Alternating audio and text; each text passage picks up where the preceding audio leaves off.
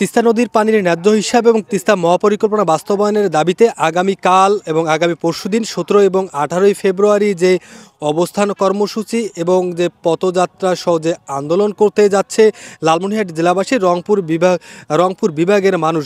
যদি আপনাদেরকে একটু বিস্তারিত বলি তাহলে জাতীয়তাবাদী দল কেন্দ্রীয় নেতা, অন্যতম নেতা এবং লালমনিরহাট জেলা বিএনপির সভাপতি আসাদুল হাবিব দুলুর নেতৃত্বে লালমনিরহাট জেলায় ভেন্যুতে আগামীকাল অবস্থান কর্মসূচি সহ নানা ধরনের কর্মসূচি কিন্তু পালন হতে যাচ্ছে। আমি যেখানে দাঁড়িয়েছি এটি একটি তার মধ্যে অন্যতম ভেন্যু। এটি হচ্ছে লালমনিরহাটের যে তিস্তা ব্যারেজ এলাকা রয়েছে, সেই তিস্তা ব্যারেজ এলাকা থেকে আপনারা ইতিমধ্যে জানেন যে এবং বিভিন্ন মিডিয়াতে দেখেছেন যে তিস্তায় পানি বাড়তে শুরু করেছে। তবে আপনাদেরকে আমি বলতে চাই যে তিস্তা ঠিক এখন যে পানি কিন্তু আবার কমতে শুরু করছে।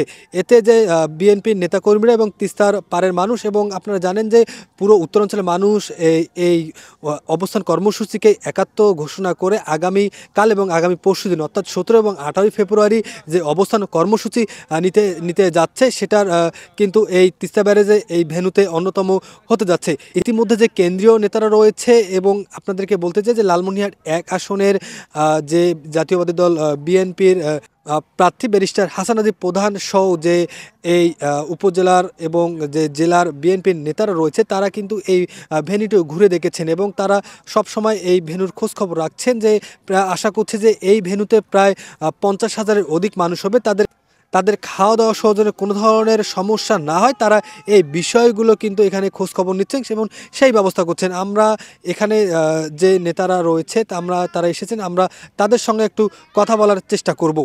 আমাদের নেতা অধ্যক্ষ আসাদুল হাবিব দুলু ভাই এই আন্দোলনের ঘোষণা দিয়েছেন। এই আন্দোলনের উদ্বোধনী অনুষ্ঠানে থাকবেন আমাদের মহাসচিব মির্জা ফখরুল ইসলাম আলমগীর, আর এর সমাপনী বক্তব্য রাখবেন ভারপ্রাপ্ত চেয়ারম্যান জনাব তারেক রহমান সাহেব। আমরা এটার জন্য আমাদের ব্যাপক প্রস্তুতি রয়েছে।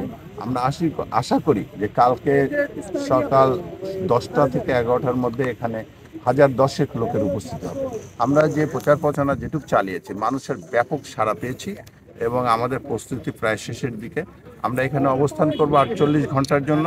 এখানে আমাদের নেতাকর্মী, সাধারণ মানুষ, এটা একটা সার্বজনীন আন্দোলন। এটা যদিও নেতৃত্বে বিএনপি আছে, বাট এখানে সর্বসাধারণ যে আদর্শে বিশ্বাসী সবাই এটাতে অংশগ্রহণ করতেছে এবং তারা স্বতঃস্ফূর্তভাবে আসতেছে এবং আমরা আমাদের প্রস্তুতি প্রায় শেষের দিকে চলে আসছে।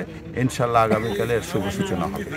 যদি আপনাদেরকে আমি আরেকটু বিস্তারিত বলতে চাই তাহলে আগামীকাল এবং আগামী পরশুদিন যে তিস্তার দুই পাড়ের মানুষ এবং বাংলাদেশের জাতীয়তাবাদী দল বিএনপির আয়োজনে যে তিস্তার মহাপরিকল্পনা বাস্তবায়ন এবং তিস্তা পানির ন্যায্য হিসেবে দাবিতে যে অবস্থান কর্মসূচি হতে যাচ্ছে তার যে পূর্ব প্রস্তুতি, অর্থাৎ আপনি যে ভেন্যুতে রয়েছে আপনার এটা হচ্ছে লালমনিরহাটের তিস্তা ব্যারেজ এলাকা।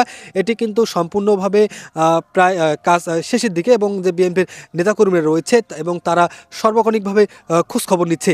এই ছিল আগামীকালকের যে অবস্থান কর্মসূচি এবং আন্দোলনের সর্বশেষ খবরাখবর।